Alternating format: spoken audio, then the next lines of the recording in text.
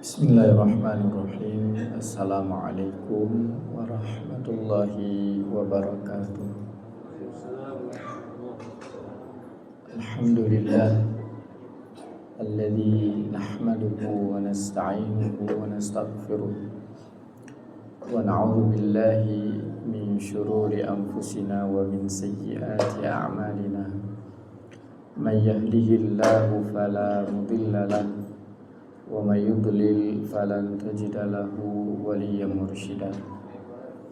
Allahumma salli wa sallim ala habibina wa nabiyyina wa rasulina Muhammadin wa ala alihi wa ashabihi wa man tabi'ahum bi ihsanin ila yaumiddin. Amma ba'd.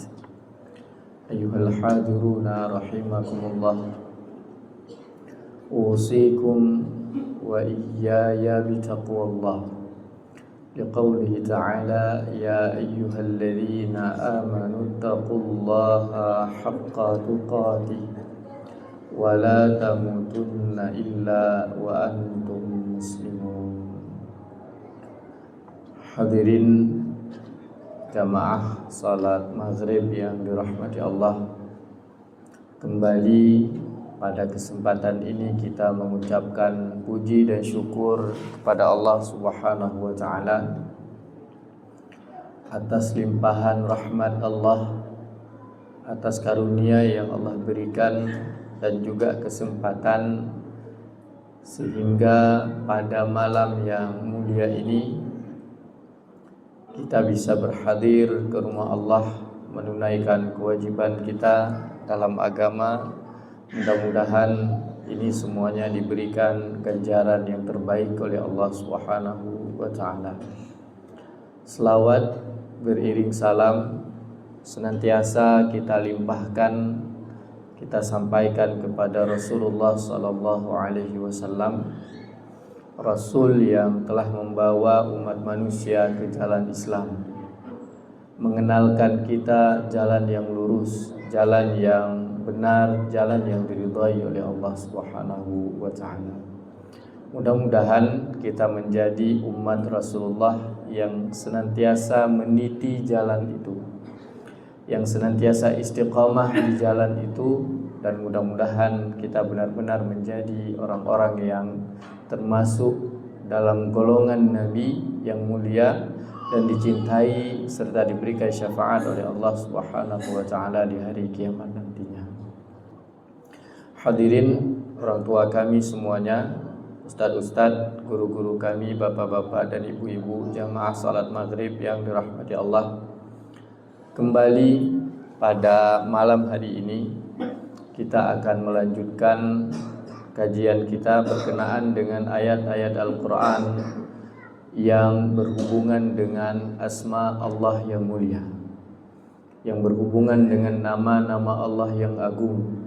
Pada pertemuan sebelumnya, sebelum Ramadan, kita pernah sampaikan yang terakhir, yaitu Asmaul Husna. Allah itu Al-Mu'min, yang maha terpercaya, yang maha benar, yang amanah. Mudah-mudahan kita bisa meneladani Asmaul Husna yang mulia itu. Pada malam hari ini InsyaAllah kita akan melihat ayat-ayat Al-Quran yang berkenaan dengan Asmaul Husna Allah itu Al-Karim.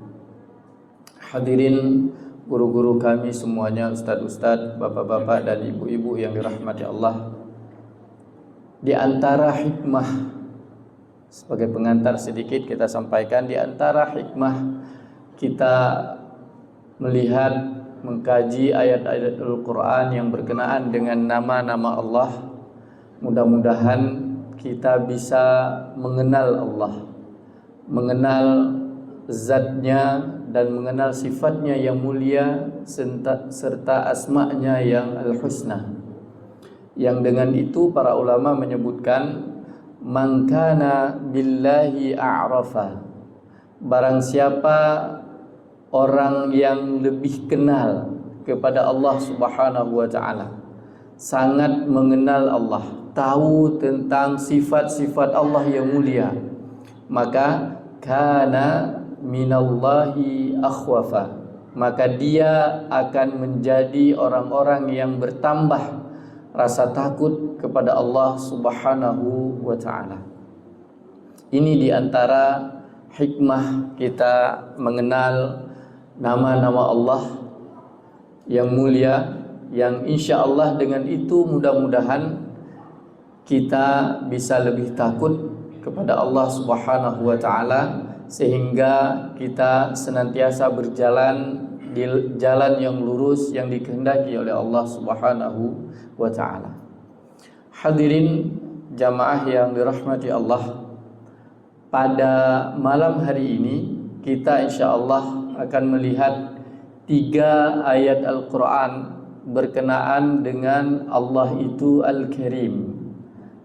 Allah itu Al-Karim maknanya adalah Allah Subhanahu wa ta'ala yang maha mulia, Allah Subhanahu wa ta'ala yang maha pemurah, Allah Subhanahu wa ta'ala yang terpuji. Itu adalah makna Al-Karim. Para ulama juga menyebutkan Al-Karim itu hakikatnya adalah Allah Subhanahu wa ta'ala memiliki kemuliaan yang sempurna, kemuliaan yang paling paripurna, sehingga seluruh yang diberikan oleh Allah Subhanahu wa ta'ala kepada hamba-hambanya itu bagian dari kemuliaan dan sifat terpuji dari Allah Subhanahu wa ta'ala. Hadirin jamaah yang dirahmati Allah, dalam Al-Quran Allah Subhanahu wa ta'ala yang asma'nya yaitu Al-Karim, misalnya Allah sebutkan di dalam surat An-Naml ayat yang ke-40, di ujung ayat Allah sebutkan inna rabbi ghaniyun karim, sesungguhnya Tuhanku maha kaya lagi maha mulia. Ayat ini berkenaan dengan kisah Nabiullah Sulaiman alaihi salatu wassalam, yang ketika Ratu Balqis atau Ratu Bilqis ingin mendatangi Nabiullah Sulaiman alaihi salatu wassalam, ingin menyahuti surat dari Nabi Sulaiman untuk tunduk dan patuh kepada beliau, maka Nabi Sulaiman menginginkan agar istananya beserta singgasana di dalamnya itu yang terbaik. Kalau bisa dipindahkan singgasana dari Ratu Bilqis ini. Maka Nabi Sulaiman menawarkan pekerjaan ini kepada makhluk Allah yang mulia yang mampu untuk memindahkan singgasana Ratu Bilqis ke kerajaan Nabi Sulaiman, sehingga ketika Bilqis datang atau Balqis datang itu akan kagum dan takjub sehingga tunduk kepada Nabi Sulaiman alaihi salatu wassalam. Maka dari golongan jin menawarkan agar mereka yang memindahkan singgasana itu, kemudian juga orang-orang yang memiliki ilmu dari Allah Subhanahu wa ta'ala menawarkan diri untuk memindahkan singgasana itu, yang waktu yang dibutuhkan untuk memindahkan singgasana itu, kata mereka, yaitu sebelum engkau kedipkan mata, maka singgasana itu sudah ada. Maka ketika Nabiullah Sulaiman alaihi salatu wassalam melihat dengan kedipan mata itu, maka singgasana itu mustaqirran indahu, sudah ada. Nyo bahasanya katedang iku sehingga kedep mata.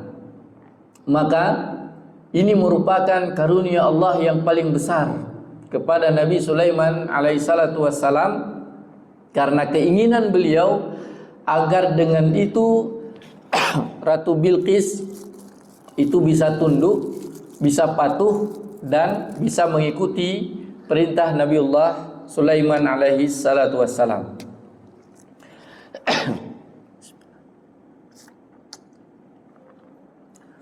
Maka ketika itu terjadi,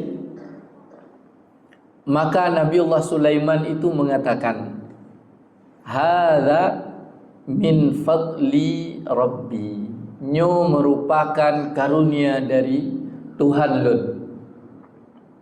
Kepegebi lagi rupa li Allah Subhanahu wa taala liyabluwani, nyo guuji lon li Allah, aashkuru am akfur, apakah aku menjadi hamba Allah yang bersyukur kepada Allah atau akan ingkar, akan kufur kepada Allah Subhanahu wa taala.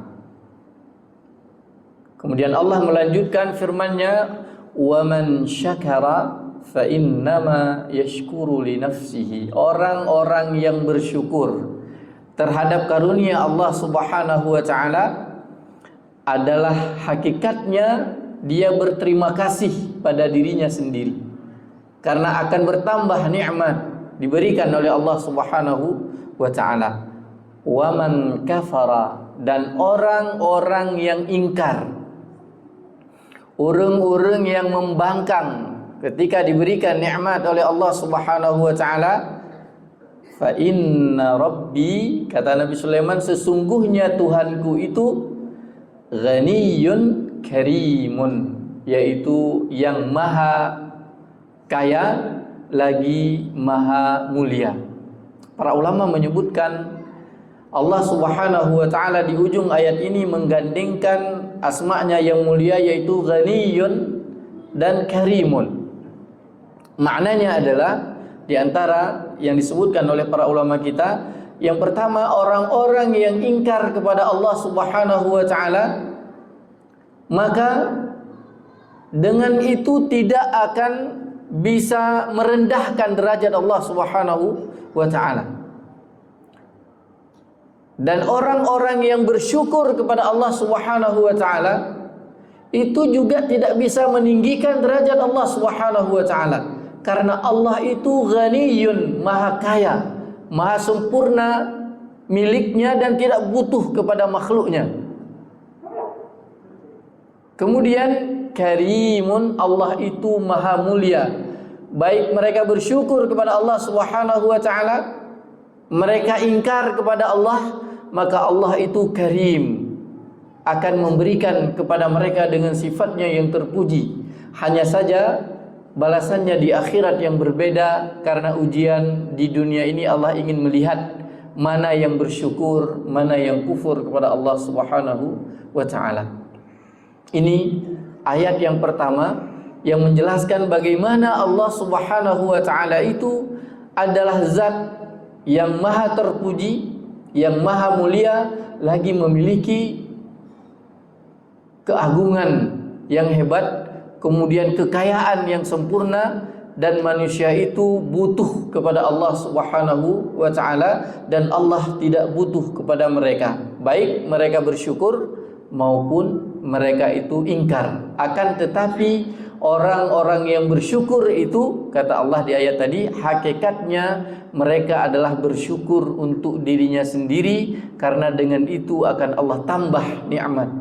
Dan orang-orang yang ingkar itu, maka hakikatnya adalah mereka mengingkari, mengkufuri dirinya sendiri, membangkang terhadap dirinya sendiri, sehingga dia akan mendapatkan kecelakaan baik di dunia maupun di akhirat nantinya. Baik. Ayat yang kedua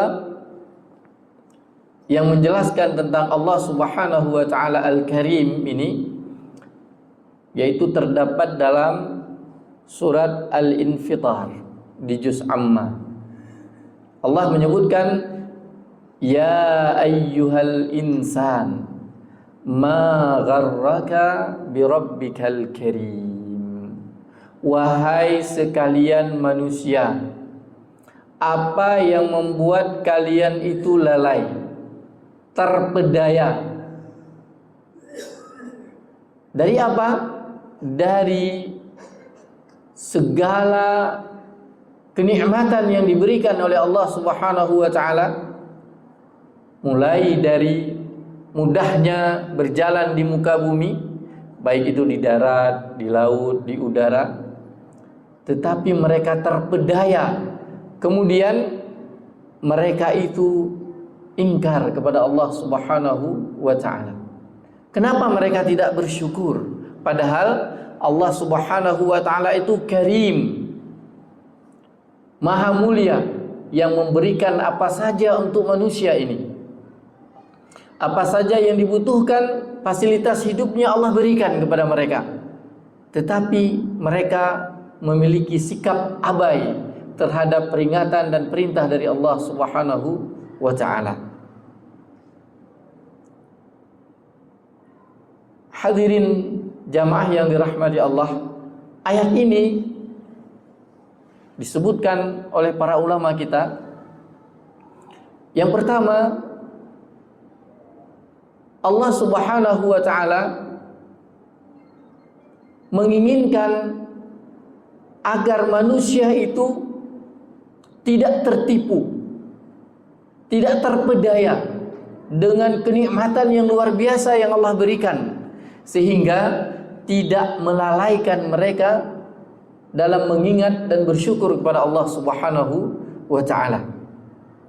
Sebagaimana misalnya bagaimana tertipunya Qarun dengan kenikmatan yang besar diberikan oleh Allah Subhanahu wa taala, sehingga ketika ada kaumnya bertanya kepada Qarun tentang anugerah Allah, perbendaharaan harta yang sangat banyak, langsung Qarun itu sombong dan angkuh di hadapan manusia dan sombong di hadapan Allah Subhanahu wa taala. Apa jawabannya? Nyo bahasa tanyo, lun lagi nyo kaya, lagi nyo hebat, nyo adalah ala ilmin indi. Nyo karena ilmi yang lun punya, nyo karena usaha dan kerja keras ulun tuan. Oh, tak dengar sepintas oke saja jawabannya, tapi ternyata Qarun itu dengan jawaban itu dibenamkan hartanya oleh Allah Subhanahu wa taala beserta dengan dirinya. Ini karena keangkuhan. Padahal jawaban yang benar ketika diberikan kenikmatan itu, hadza min fadli rabbi. Jawaban Nabiullah Sulaiman alaihi salatu wassalam. Apapun yang Allah berikan dalam kehidupan kita, maka jawaban kita ini adalah karunia dari Allah Subhanahu wa ta'ala. Enggak boleh tinggi diri kita. Baik punya ilmu misalnya, ikun legop, pakan rodungku carang dan luar biasa, hana urang lain lagi nyan karena usaha lun hek dah dong hafai, hek dah dong belajar sampai uluan nanggro mesti. Itu tanda kesombongan. Banyak punya harta misalnya, maka jawabannya seperti Qarun tadi. Atau punya jabatan, diberikan jabatan oleh Allah Subhanahu wa taala, langsung kita sampaikan alhamdulillah, nyo berkat usaha dan lobby lun tuan sehingga merumpek pu yang lun inginkan.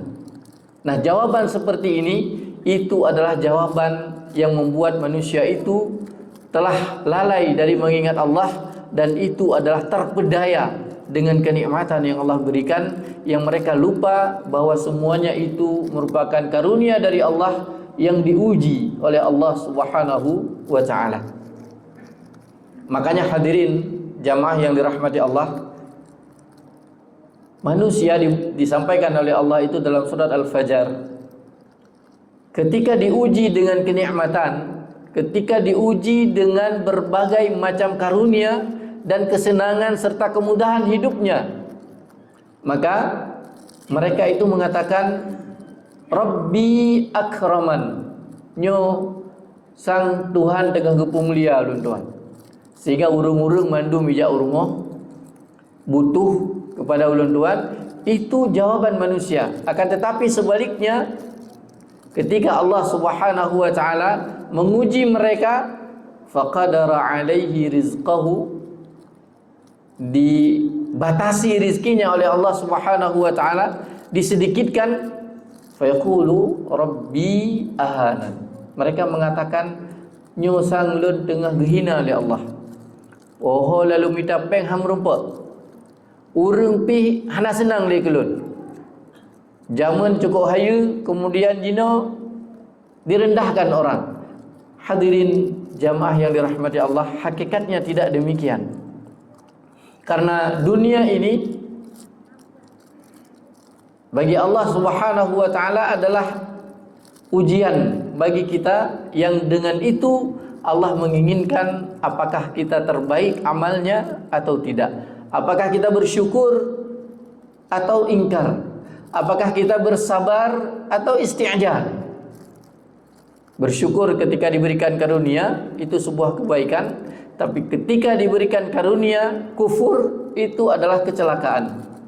Bersabar ketika diberikan rizki yang dibatasi, miskin, maka itu adalah kemuliaan. Dan tergesa-gesa sehingga putus asa dari nikmat Allah, itu merupakan kecelakaan dalam kehidupan kita. Baik, hadirin yang dirahmati Allah. Kemudian ayat yang ketiga berkenaan dengan Asmaul Husna, yaitu Al-Karim ini, itu dengan kalimat Akram. Ini dalam surat Al-Alaq ayat yang ketiga. Iqra bismi rabbikal ladzi khalaq, khalaqal insana min 'alaq, iqra wa rabbukal akram. Allah Subhanahu wa taala mengatakan, Iqra, bacalah wahai Muhammad, wa rabbukal akram, dan Tuhanmu adalah yang maha mulia, yang maha pemurah, yang maha terpuji. Hadirin jamaah yang dirahmati Allah, kalau kita lihat dari surat Al-Alaq ayat 1 sampai 5 ini merupakan surat yang pertama sekali diturunkan oleh Allah Subhanahu wa taala kepada Rasulullah.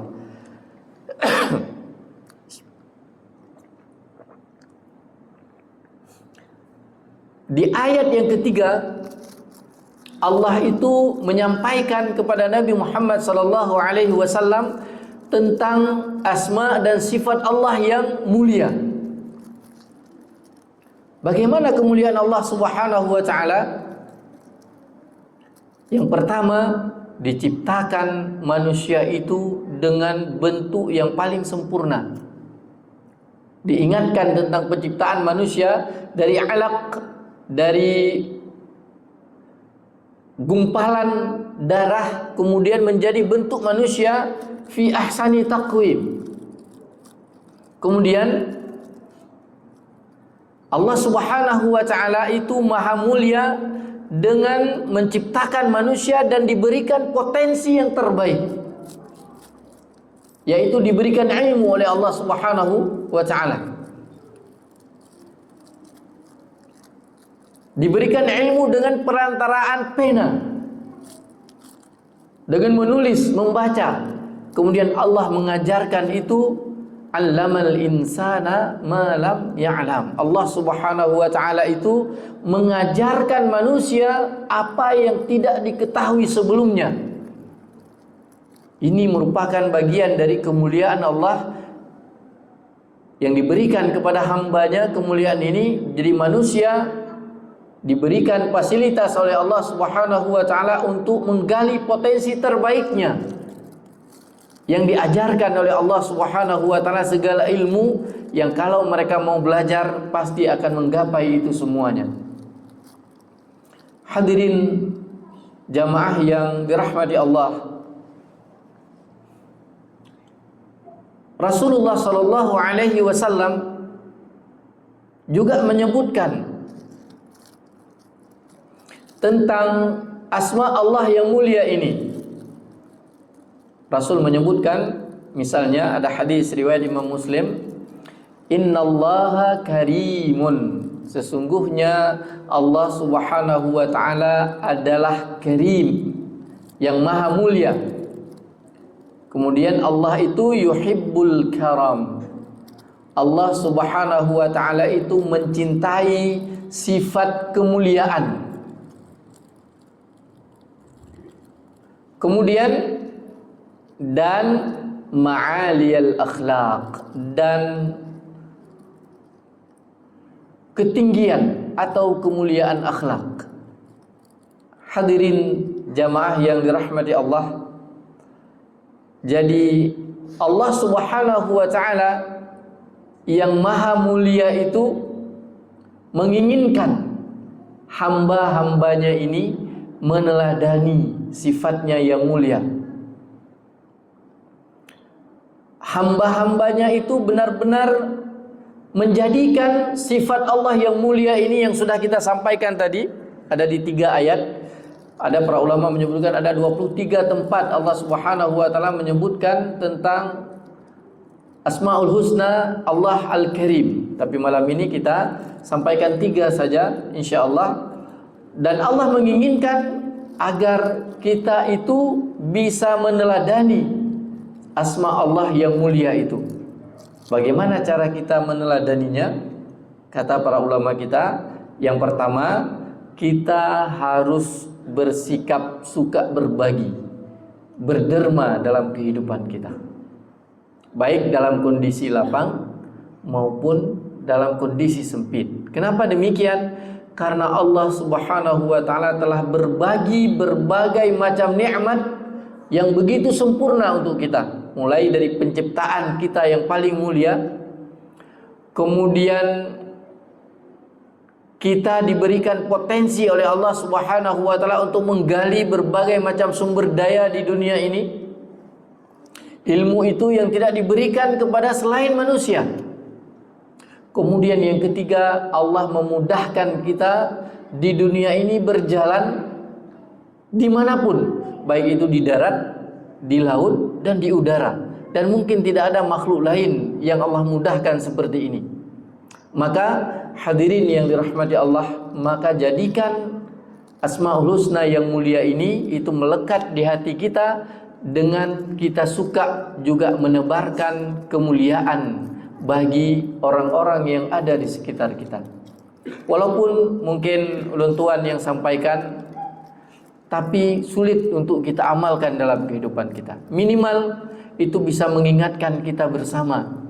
Karena berbagi itu, kedermawanan itu, as-sakha itu pernah kita sampaikan di bulan Ramadan, itu adalah sebuah sifat, sebuah sikap yang kalau dilakukan oleh orang-orang yang beriman, itu akan mendatangkan kebaikan yang banyak dan menguatkan ukhuwah Islamiyah dalam kehidupan. Kalau di sebuah tempat itu retaknya persaudaraan, ada jurang sesama muslim, jangan kita sampaikan nanti dengan orang-orang non-muslim, sesama muslim saja, itu karena tidak suka berbagi, itu karena sifat yang tidak terpuji ada pada orang itu, yaitu bakhil.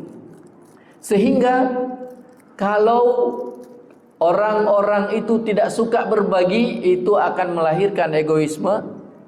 Kemudian nanti akan ada saling dendam, saling curang. Kenapa? Karena kenikmatan itu ingin untuk dirinya sendiri dan tidak menginginkan itu jatuh kepada orang lain.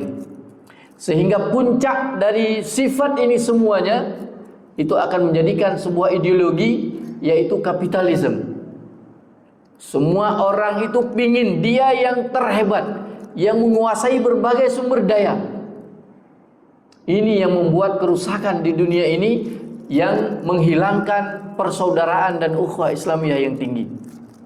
Lihat kita hari ini dengan sikap atau gaya hidup yang memang lebih mementingkan kehidupan kita dari orang lain, sehingga tatanan sosial kehidupan masyarakat Aceh itu bergeser. Yang urang Aceh awai galak berbagi, menyosiro tengku berbagi kepada orang lain, berbagi ilmu kepada muridnya tanpa mengharapkan imbalan yang membuat dengan itu dia menjadi kaya. Tapi sebaliknya, ketika ada tengku yang pemurah-murah hatinya, suka berbagi apa saja yang dimiliki, misalnya dengan ilmunya, maka Allah akan mendatangkan mad'u atau murid-murid dari tengku itu, orang-orang yang murah dalam membantu tengkunya, sehingga hartanya itu benar-benar diabdikan, diberikan kepada tengku itu dengan ikhlas dan memudahkan untuk bisa berdakwah, membangun dayah, membangun pesantren itu menjadi lebih bagus. Sehingga kita lihat bahwasanya di Aceh itu semua lembaga-lembaga pendidikan, mulai dari tingkat dasar sampai perguruan tinggi itu semuanya adalah tanah wakaf. Baik yang negeri sekarang itu madrasah misalnya, itu semuanya tanah wakaf yang dinegerikan kemudian dikelola oleh pemerintah. Sampai perguruan tinggi misalnya di Al-Muslim yang hari ini masih kita rasakan, itu adalah sifat kedermawanan orang tua kita di masa lalu. Itu karena ketemu dengan seorang kiai, seorang ustadz, seorang tengku yang juga mereka peduli dengan sekitarnya. Tapi hari ini kita lihat misalnya ketika tengku-tengku itu dalam menjalani pendidikan, menginginkan pendidikan itu bisa membuat dirinya menjadi hebat, kekayaannya bertambah, maka orang-orang yang berada di sekelilingnya juga itu sangat tidak murah dengan itu, sehingga hitungannya semua materi. Tengku mengharapkan gaji ketika bikin dayah, awalnya misalnya wakaf, kemudian wakaf itu dimanfaatkan untuk kepentingan dirinya, kalau dia wafat untuk keluarganya, sehingga mapan kehidupannya, dan orang-orang yang ada di sekitarnya yang menerima ilmu darinya juga menghujat itu semuanya. Kenapa? Karena tidak ada saling keterbukaan dan dermawan, suka berbagi, murah hati dalam kehidupan. Maka dengan mengkaji Asmaul Husna yang mulia ini, maka mari kita tumbuhkan kembali. Mudah-mudahan ada guru-guru kita nantinya yang insya Allah berbagi ilmu dengan keikhlasan, dan juga kita menerimanya dengan keikhlasan juga, sehingga melahirkan kemurahan hati tengku yang berbagi ilmu, dan kemurahan hati kita dalam rangka mensupport guru-guru kita, sehingga melahirkan bagaimana yang dilahirkan oleh orang tua kita terdahulu. Kita tidak sampaikan bagaimana Nabi dengan para sahabat, tapi di Aceh saja di masa lalu kita bisa lihat bagaimana seorang imam di masjid misalnya, yang begitu konsisten dalam mengelola masjidnya, sehingga walaupun tidak bekerja, tapi Allah mudahkan hidupnya dengan uluran tangan yang ikhlas, yang tidak mengharap pamrih juga. Tapi bagaimana hari ini, ketika di sebuah masyarakat tidak lagi saling berbagi dan peduli, menyotanyo jet kurung yang ikut tengku, maka takalan tengku ada iri hati, busuk hati kita, dendam kita, sehingga kita memfitnahnya. Tengku juga demikian, ketika dia memiliki seperti itu, maka dia tidak peduli dengan orang-orang di sekitarnya.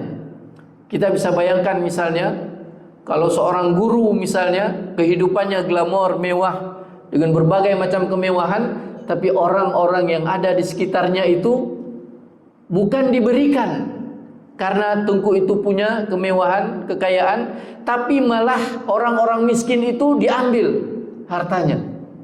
Begitu kondisi masyarakat ketika tidak tumbuh al-karam, al-kiram atau karim di dadanya, sehingga tidak eratnya ukhuwah Islamiyah. Maka minimal kita di sini mudah-mudahan dengan doa-doa ustadz semuanya, guru-guru di sini, mudah-mudahan melahirkan guru-guru kita yang karim, yang suka berbagi ilmu dengan ikhlas, dan mudah-mudahan Allah juga melahirkan pendukung-pendukungnya yang ikhlas dalam mendukungnya, dan mendukung dakwah sehingga melahirkan keakraban dan ukhuwah Islamiyah yang tinggi, jauh daripada caci maki, egoisme, suka saling sikut dan sebagainya. Baik, ini yang pertama. Yang kedua, Allah menginginkan dengan Asmaul Husna yang mulia, yaitu Al-Karim, Allah menginginkan bahwa hamba-hambanya juga meneladani sifat Allah yang mulia, yaitu bersyukur dengan nikmat yang Allah berikan. Menambah kesyukuran kepada Allah Subhanahu wa taala. Hakikat kesyukuran itu bukan untuk Allah, tapi hakikatnya untuk diri kita sendiri. Bagaimana dikatakan kita menjadi hamba yang bersyukur? Misal, Allah berikan kita fisik yang bagus, yang kalau kita bersyukur dengan pemberian itu, insya Allah kita bisa memanfaatkannya sampai kita kembali kepada Allah Subhanahu wa taala dengan sempurna. Tapi ketika tidak bersyukur kita dengan fisik kita, yaitu mengabaikan fisik kita, tidak peduli tentang kesehatan, apapun yang kita inginkan, kita makan, misalnya kita pakai, sehingga kita tidak peduli itu butuh atau tidak. Kita memenuhi keinginan, bukan kebutuhan, sehingga fisik yang bagus, yang sempurna yang Allah berikan itu tidak bisa kita pakai secara maksimal. Sehingga di umur-umur yang sebenarnya masih produktif, datang penyakit. Yang penyakit itu bisa jadi karena abainya kita dan tidak mensyukuri nikmat yang Allah berikan. Padahal dalam makanan itu Allah telah menyampaikan yang Allah suruh makan itu kalimat Al-Qur'annya halalan thayyiban. Orang-orang yang beriman itu makannya yang thayyib. Para ulama menyebutkan thayyib itu adalah makanan yang halal sekaligus cocok dengan diri kita, cocok dengan fisik kita. Kemudian ada warning yang lain, yaitu kulu washrabu wala tusrifu. Makan, minum, jangan berlebihan. Enggak boleh berlebih. Jadi punya standar semuanya. Nah, orang-orang yang mensyukuri nikmat yang Allah berikan berupa fisik yang bagus itu, yaitu dengan menempatkan fisik itu, mensuplai makanan untuk fisik kita, yaitu dengan sesuatu yang diinginkan oleh Allah Subhanahu wa taala, sehingga kalau itu disyukuri, insyaallah fisiknya itu akan sehat, akan mudah beribadah kepada Allah Subhanahu wa taala, akan mudah beraktivitas. Tapi ketika, ya Ustaz. Boleh, silakan Ustaz.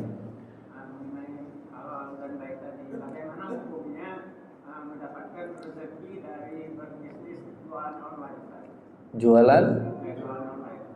Terus satu lagi, apa hukumnya bernazar? Misalnya saya menginginkan sesuatu, ya.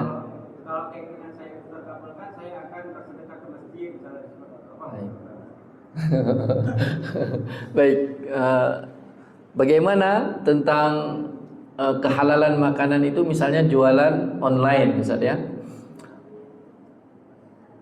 Prinsip jualan itu yaitu antaradin, saling ridha. Kemudian itu tidak boleh ada unsur riba. Unsur riba itu bisa jadi di dalamnya itu ada gharar. Di dalamnya ada gharar itu kemungkinan tidak tepat, kemungkinan itu curang. Itu bagian dari itu yang di baik itu offline maupun itu online, itu dijaga. Yang pertama saling ridha, pas harganya semuanya. Yang kedua itu tidak ada gharar di dalamnya. Gharar itu bisa jadi tidak jelas barangnya.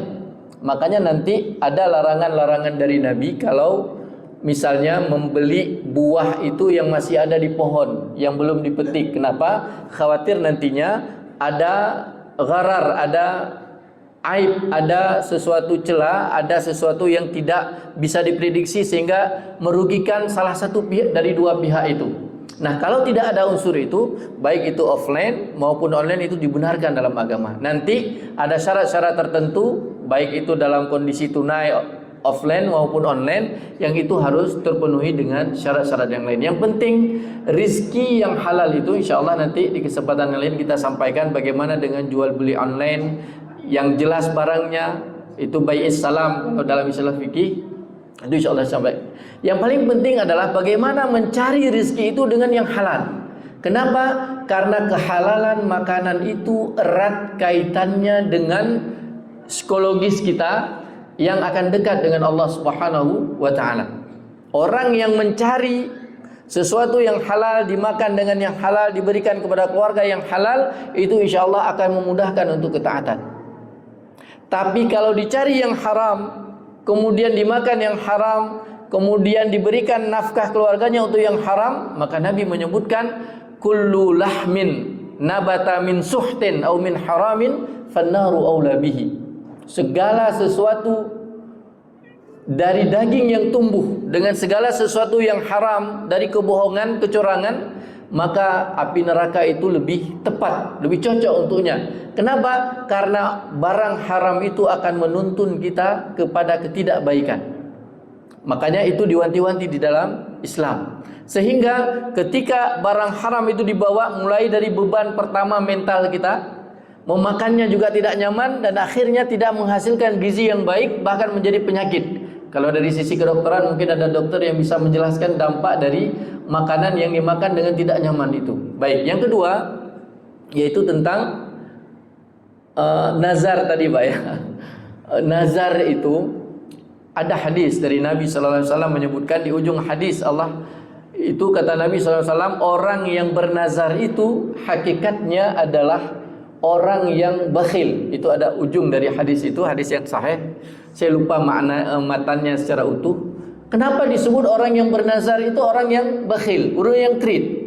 Karena dia menuntut dulu hasil, baru dia bagi. Ya Allah menyolon merumpak harta sesuai dengan kita inginkan, maka kita akan berbagi. Nah, dia ingin transaksi dengan Allah itu untungnya dulu baru di-share. Makanya Nabi menyebutkan itu bagian dari bakhil. Akan tetapi kata Nabi sallallahu alaihi wasallam, orang yang bernazar itu, maka kalau nazarnya itu berkenaan dengan kebaikan, maka dia wajib menunaikan nazarnya. Ya Allah, kalau saya lulus di ujian ini, saya akan puasa misalnya, atau saya akan bersedekah, maka wajib ditunaikan. Tapi kalau nazarnya itu ada kerusakan, ada sesuatu yang tidak benar, ada nazar-nazar orang Acehnya nawai, yang nazar itu bisa memalukan, pakai nyoba melintai wateil itu dan sebagainya. Kalau nazar itu bertentangan dengan agama, maka tidak wajib ditunaikan dan terlarang untuk menunaikannya, dan itu tidak dibenarkan dalam agama. Baik, itu yang bisa saya sampaikan. Akan tetapi orang-orang yang beriman itu hakikatnya adalah orang-orang yang melakukan kebaikan, beribadah kepada Allah Subhanahu wa taala. Dengan itu Allah akan memudahkan jalan hidupnya insyaallah. Orang yang takwa kepada Allah maka akan diberikan jalan keluar dengan yang tidak disangka-sangka. Walaupun itu sebuah kebaikan, tapi kalau sudah bernazar pengen transaksi cash dengan Allah, maka nazar yang baik itu kata Nabi itu wajib ditunaikan kalau sudah tercapai apa yang dimaksud, walaupun itu termasuk orang yang bakhil, kata Nabi sallallahu alaihi wasallam. Itu yang bisa kita sampaikan. Kembali kepada Allah yang Maha Mulia ini, mudah-mudahan kita bisa meneladaninya dan kita menjadi orang-orang yang karam, yang suka dengan kemuliaan hati kita dan kemuliaan akhlak, dan dengan itu bisa menguatkan, mengeratkan ukhuwah Islamiyah sesama kita. Hadanallahu wa yakum ajma'in. Subhanakallahumma wa bihamdika asyhadu an la ilaha illa anta astaghfiruka wa atubu ilaik. Wassalamualaikum warahmatullahi wabarakatuh.